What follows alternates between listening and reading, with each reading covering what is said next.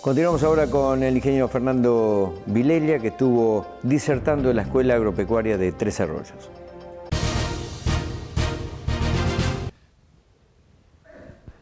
Hay cambios, esos cambios que mencionaba en la alimentación tienen que ver con transformaciones de este estilo, digamos. Si nosotros vemos desde los 60 para aquí, la población en los 60 estaba en torno de los 3.000 millones de personas. O sea, cuando yo entraba a la escuela primaria había 3.000 millones de personas en el planeta. Hoy hay 7.200. Se más que duplicó en este periodo de vida de alguien que está aquí, digamos, ¿no es cierto? Ahora, cuando miramos la producción de alimentos per cápita, o sea, cuánto se produce por cada persona, que es la violeta, fíjense que pasamos de 640 a más de 800 kilos per cápita. O sea que en este periodo que se más que duplicó la producción por cada persona además creció. Sí, y eso es productividad. O sea, la mayor parte de eso no fue expansión de la superficie, sino por mejora en los rendimientos de los cultivos.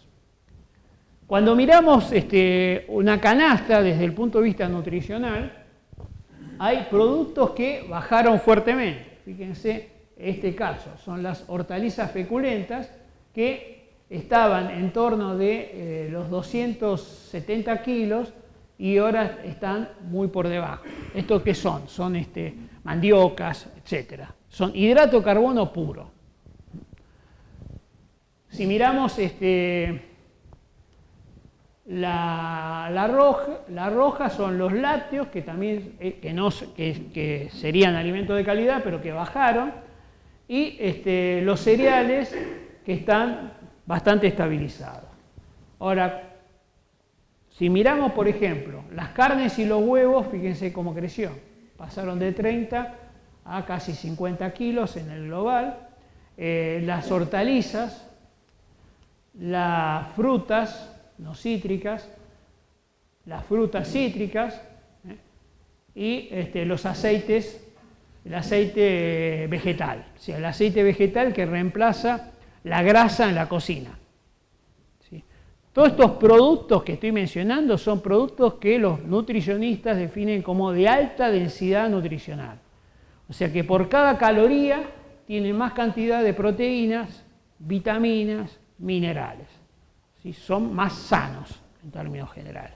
Entonces, lo que más creció son los alimentos más sanos en nivel global. Y esto tiene que ver con esto que mencionaba antes, que son los centenares de millones de pobres rurales que dejaron de comer solo arroz y pasan a comer otras cosas. ¿Sí? En algún caso arroz, en otro caso solo maíz, en otro caso solo trigo. ¿Sí? Cuando eso ocurre, hay una transformación. Y es tan grande la transformación que uno la puede mirar en los números globales. Estos son números de FAO.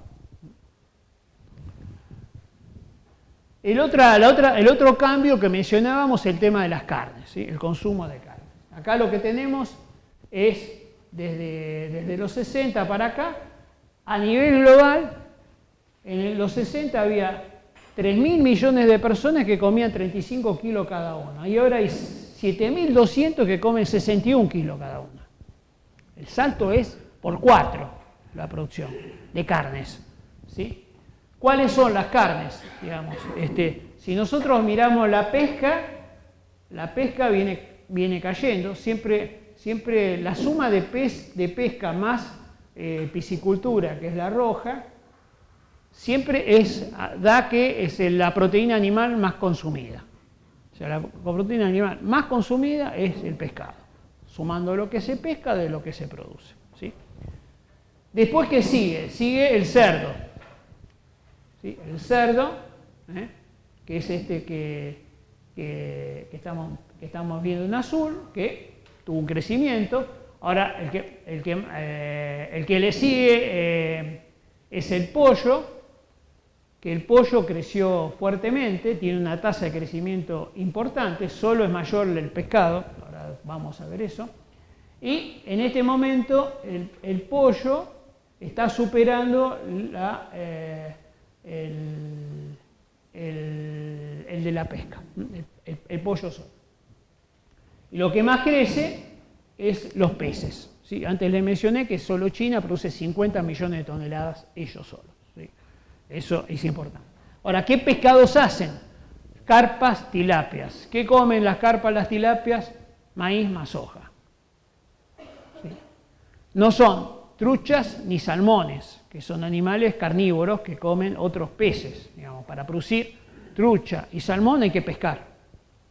Hacer harina de pescado y ponerle en alimento, porque la proporción de soja como proteína que se le puede poner es muy baja. ¿Sí? Entonces son peces mucho más caros, de otro valor. ¿Sí? Pero este pez barato, que es vegetariano, o sea que es el primero en la cadena trófica de los cuerpos acuáticos, es más fácil de producir. ¿Sí? Y eso tiene que ver con la conversión. O sea, un pez se consigue 1 kilo de pescado con 1,2 kilos de alimento balanceado. Para hacer 1 kilo de pollo, los mejores hoy andan en un 800, 2 kilos. ¿Sí? 1 kilo de cerdo está más cerca de 3, 3,5. ¿Sí? Y si hiciéramos vacuno, que no es lo más eficiente, hacerlo de esa forma, estamos hablando de 7. Entonces, cuando miramos la curva de quiénes crecieron más y quiénes crecieron menos, está directamente vinculado a el índice de conversión. O sea, contra mejor índice de conversión, más creció la producción. ¿Por qué más barato? ¿Sí? Es más barato hacer pescado y es más barato hacer pollo que hacer cerdo. Y cuando uno va a la carnicería es así, digamos, ¿no es cierto? Está claro que es así. ¿Sí? Y es más barato hacer cerdo que hacer carne vacuna. Ahora, fijémonos en estos datos que les voy a mostrar ahora aquí. La suma de Brasil, Argentina, Paraguay y Uruguay, que lo llamo VAPU, son el 3,5% de la población mundial. ¿Sí? Del mundo, 3,5%. Pero ese 3,5% produce el 11% del maíz, pero exporta el 39%. 11 veces más que la media global de personas. O sea, estos 4 países exportan el 39% del mercado mundial de maíz. ¿Ok? Ahora, en soja producen el 50% y exportan el 65%. Si todo el sistema de producción de proteínas animales descansa en maíz más soja, y el 65% del mercado de soja la tienen estos 4 países, de los cuales Argentina y Brasil son el 60%, tenemos en la mano un arma estratégica que me parece que no la estamos teniendo clara. ¿Se entiende dónde voy? La construcción de proteínas global tiene que ver con este tema de la provisión de soja. Y tenemos entonces un rol relevante en términos de estas cosas. Y me parece que la mesa de negociación no la tenemos tan clara. Esa es mi opinión. China, que es que tiene que ver mucho con este proceso de crecimiento del mercado global a partir del crecimiento de su consumo, desde hace 3 décadas produce entre 12 y 15 millones de toneladas de soja. En los 90 era lo que consumían. En el 2003 ya importaban, 2003, ¿sí? Importaban la misma cantidad que la que consumían, 15 y 15. O sea, consumían 30, producían 15, importaban 15. Hoy importan 80. Del 2003 para acá pasaron de 15 a 80 millones de toneladas. ¿Sí? ¿Y por qué le importan? Y porque no tienen capacidad de producirlo. Por todas estas cuestiones que vengo diciendo de la tierra, de lo que vieron en el video, etc. ¿Sí? Entonces, ahí hay, digamos, algo relevante que debería ser un instrumento no para exportar más soja, sino para importar productos ya elaborados a partir de la soja, proteínas, alimentos, etc. ¿No? Y me parece que en la mesa de negociación nosotros tendríamos que empezar a pensar en jugar esas cartas. Ahora, si le agregamos un actor más, al VAPU le agregamos los Estados Unidos, eso es el 8% de la población. Ese 8% de la población exporta el 75% de todo el maíz, el 83% de toda la soja. ¿Sí? La OPEC de la soja son 3 países. Y no hay shale soja. En carne, pero no solamente en el tema de la producción de los insumos para hacer las proteínas. Si miramos en la proteína, este conjunto de 8 exporta el 31% de la carne vacuna, el 26% del cerdo y el 54% del pollo. Digamos, somos países potencia no solamente en esto, sino también en la transformación. Entonces, hay distintas olas de oportunidades. Hay oportunidades que tienen que ver con la producción de los granos, de los insumos básicos para generarlo. Tenemos ventajas, hay que mantener esas ventajas, meterle conocimiento y tratar de hacerlo cada vez más sustentable. Después hay una segunda ola que tiene que ver cómo transformar esos granos en proteínas, en animales, proteínas animales.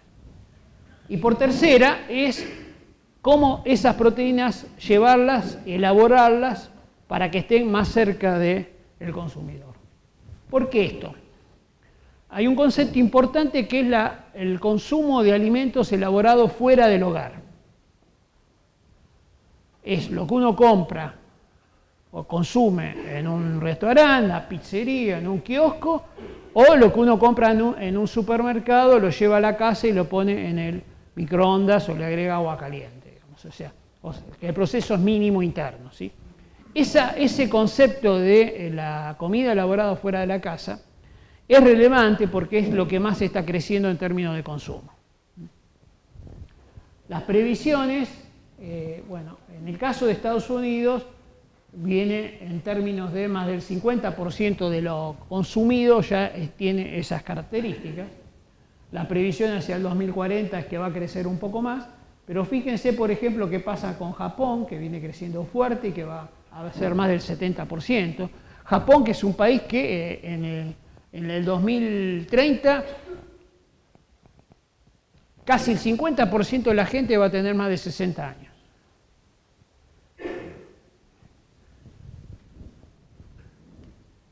Pero miren China, por ejemplo. China viene creciendo, creciendo, creciendo. Miren el salto que pegó. Estos no son proyecciones, estos son datos medidos.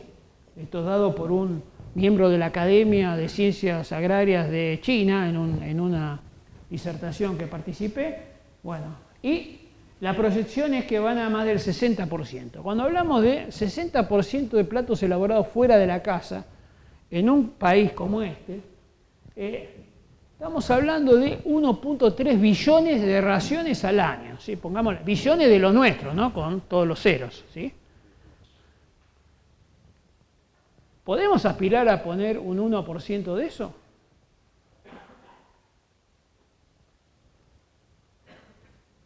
¿Un 4%? Bueno, si son 4% son 52.000 millones de raciones.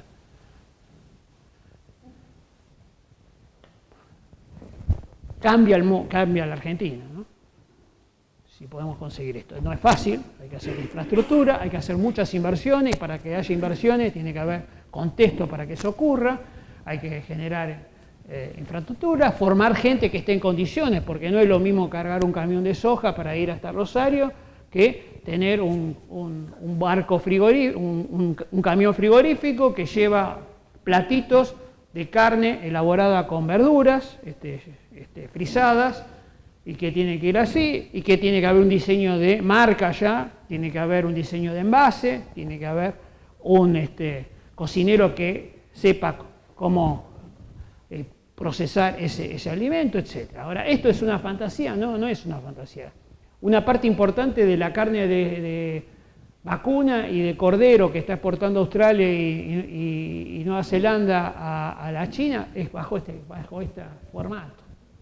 Y en el simposio que hicimos en el mes de abril en el Congreso de la Nación este año, trajimos a la gente de Australia y Nueva Zelanda y nos dicen, bueno, nosotros ya tenemos armado el circuito de venta, tenemos las marcas, pero no nos alcanza la mercadería. Argentina está en condiciones de acoplarse, aunque en una etapa inicial, a nuestro sistema de distribución. Nosotros estamos esperándolos. ¿Sí? O sea, eso está. Depende de nosotros. ¿Sí? Como muchas otras cosas. No es que el mundo no tenga las oportunidades. Las oportunidades están. ¿Sí? Hagamos los deberes. Bueno, hay incremento de las energías renovables, la bioeconomía como nuevo formato de desarrollo local está avanzando y es relevante. Ahora, para que conseguir esto hay deberes de distintas índoles, ¿no es cierto? Acá deberíamos generar políticas de Estado que generen reglas claras, permanentes, para asegurar inversiones, eso no lo estamos logrando todavía.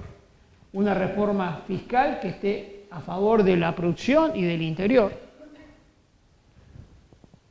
Educación de calidad, recursos humanos calificados, acuerdos internacionales, o sea, mucha de la eficiencia que tenemos en el campo la terminamos perdiendo por no tener acuerdos, digamos.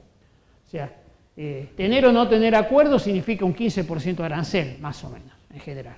¿Sí? Entonces, nuestro competidor, Chile, que tiene acuerdo con todos lados, entra con sus vinos ya de arranque con un 15% a favor de ellos. Y bueno, competir con eso es más difícil, ¿no es cierto? Entonces, estos acuerdos que hoy parece que se están intentando realizar, bueno, son relevantes. Hay que alentar las formas asociativas modernas, porque si no las pymes productivas no tienen viabilidad en la escala. Políticas crediticias, infraestructura, en el transporte, en la energía.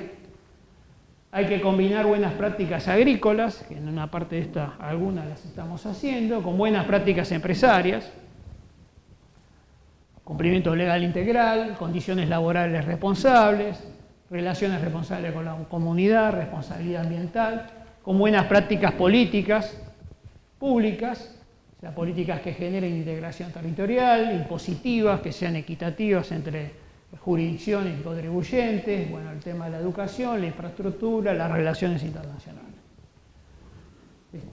Fuimos el granero, produjimos y tenemos capacidad de producir proteína.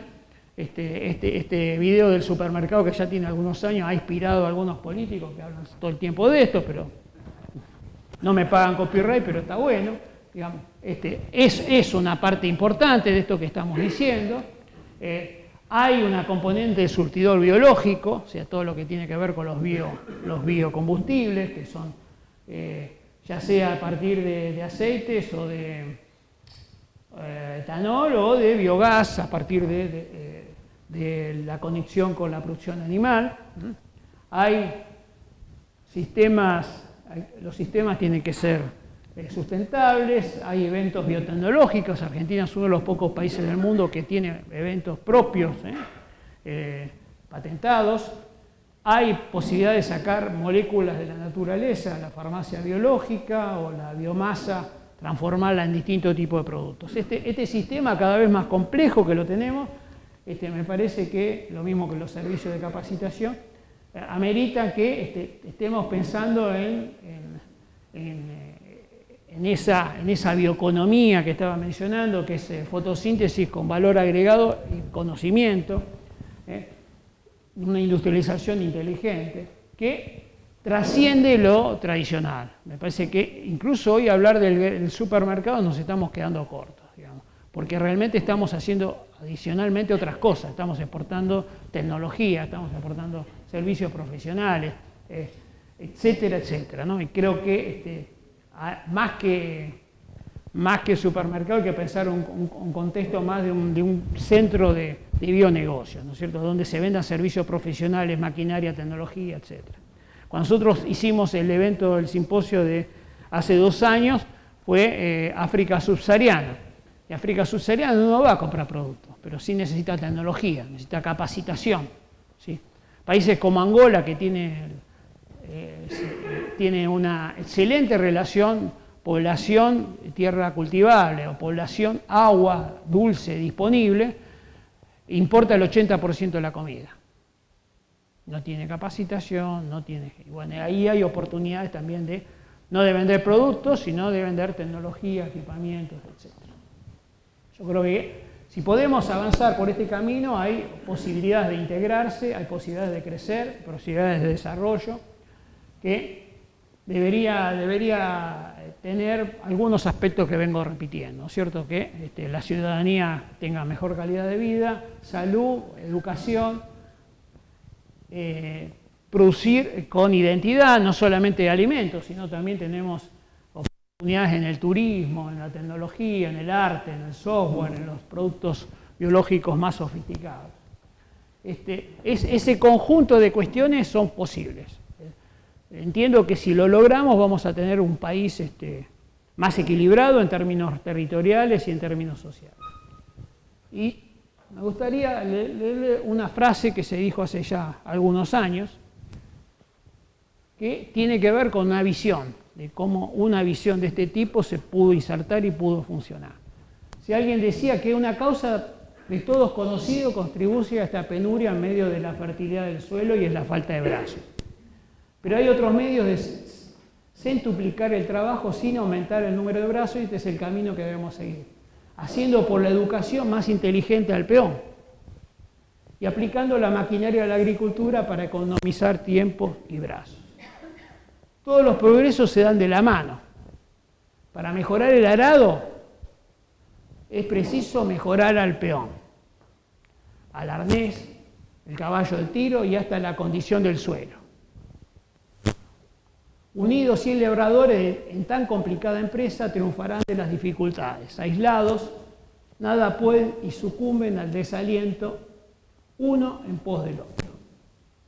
Este señor estaba hablando del conocimiento, de la maquinaria, de la capacidad de aumentar la productividad, de que deberían unirse los productores para hacer esfuerzos combinados, etc. Esto lo dijo alguien en 1862. Argentina en 1862, el 80% de la población era analfabeta. El 20% no podía, estaba definido como alfabeta porque escribía su nombre. ¿Sí? Eso era la Argentina. Argentina importaba trigo. Exportaba cebo y lana en ese momento, nada más. ¿Sí? 25 años después era el granero del mundo. El primer censo que hace el presidente Sarmiento, que lo hace en el año 69, los datos son los que le dije, 80% de analfabetos en la Argentina. 15 años después había 2 millones de habitantes. 15 años después había 4 millones de habitantes y se había duplicado la población, pero se había multiplicado por 5 la gente que era alfabeta. 10 años después, de vuelta se duplica la población y se multiplica de vuelta por 5 la población alfabeta. ¿Sí? Y eso construyó un país. ¿Sí? Eso construyó, si uno va a la plaza de acá de Tres Arroyos, va a ver lo que construyó, cuál es la sede del gobierno municipal. ¿Sí? Enfrente había un edificio que me comentaban que había sido de una institución local de aprovisión. ¿Sí? Bueno, eso se construyó con infraestructura, porque también se construyeron los ferrocarriles. Sin ferrocarril no había. Digamos. Hasta que se pone el ferrocarril era más barato traer trigo de Europa que de 100 kilómetros con un carro con bueyes. ¿Sí? O sea, en la medida que se expandió esa situación, mejoró la capacitación, mejoró las cosas, hubo una expansión. Hubo algo que tuvo que ver con una respuesta a una necesidad, que en este caso era de Europa, crecía la población y no tenían con qué darle de comer. Bueno, allí aparece una solución que puede ser la Argentina. Hoy ese lugar es otro, es Asia, no es Europa, y hay una necesidad de poder construir otra realidad que se pueda moldar a estas cuestiones. Y el éxito, a pesar de todo esto, no es inexorable. Esto hay que construirlo con estrategias, con políticas, con vocación competidora, mucho trabajo en equipo, hoy se mencionó mucho el tema del trabajo en equipo, en la formación, están haciendo lo que tienen que hacer, interactuando las empresas, el sector público y la academia. Digamos, ese triángulo es virtuoso si puede trabajar juntos. Y creo que actividades como esta de hoy están en ese camino. Muchas gracias.